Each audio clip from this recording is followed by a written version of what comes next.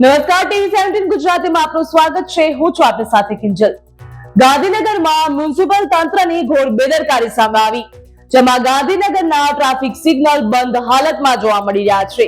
જો વાત કરવામાં આવે તો રિલાયન્સ ચોકડીનું ટ્રાફિક સિગ્નલ છેલ્લા 1 મહિનાથી બંધ હાલતમાં જોવા મળી રહ્યું, છતાં પણ તંત્ર દ્વારા કોઈ પણ પ્રકારની તકેદારી રાખવામાં આવતી નથી, ના તો કોઈ પણ પ્રકારના પગલા લેવામાં આવી રહ્યા છે.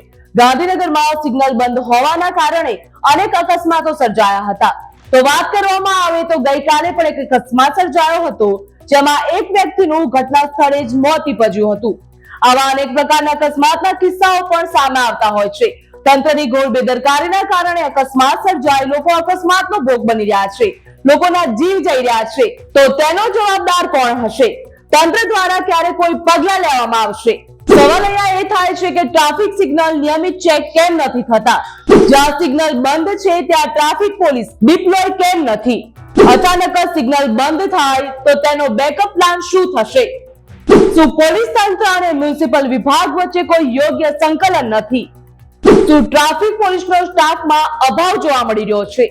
ગાંધીનગર શહેરના વ્યસ્ત રિલાયન્સ ચોકડી ખાતે ટ્રાફિક સિગ્નલ બંધ હાલતમાં જોવા મળ્યું, જેના કારણે વાહન ચાલકોને ભારે મુશ્કેલીનો સામનો કરવો પડ્યો. શહેરના અન્ય વિસ્તારોમાં પણ આવી સમસ્યાઓ ઊભી થઈ રહી. ગાંધીનગર રિલાયન્સ ચોકડીએ ટ્રાફિક સિગ્નલ બંધ હાલતમાં જોવા મળ્યા હતા. ગાંધીનગર રિલાયન્સ ચોકડી ખાતે ટ્રાફિક સિગ્નલ બંધ હાલતમાં જોવા મળતા લોકો હેરાન પરેશાન થયા.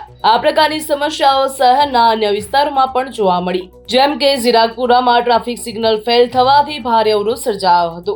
ગાંધીનગરમાં C0, C3, C2 અને C5 જેવા વ્યસ્ત રસ્તાઓ પર ટ્રાફિક સિગ્નલ સ્થાપિત કરવામાં આવ્યા, પરંતુ કેટલીક વાર તેઓ યોગ્ય રીતે કાર્યરત થતા નથી, જેના કારણે વાહન ચાલકોને મુશ્કેલી વેઠવાનો વારો આવે. જ્યારે ટ્રાફિક સિગ્નલ બંધ હોય ત્યારે વાહન ચાલકોને માર્ગ ઉપર વધુ સાવધાની અને ધીરજ જરૂરી છે. તેના કારણે લોકોએ સાવચેત રહેવાની પણ જરૂર છે. પણ જોવાનું એ રહ્યું કે તંત્ર દ્વારા ક્યારે આ કામગીરી કરવામાં આવશે અને ક્યારે રોડ ઉપરના ટ્રાફિક સિગ્નલ ચાલુ કરવામાં આવશે.